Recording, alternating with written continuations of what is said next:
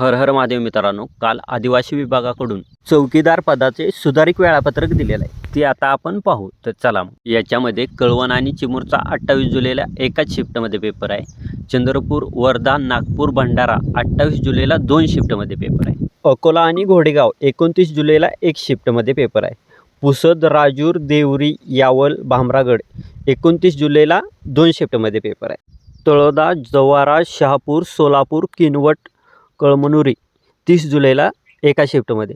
डहाणू, छत्रपती संभाजीनगर 30 जुलै. Dharni, Nandurbar, pen 31 जुलै. धुळे, गडचिरोली, पांढरकवडा, अहेरी 31 जुलैला. Nashik shift 1 August आणि Nashik shift 2 1 August असे पेपर आहेत.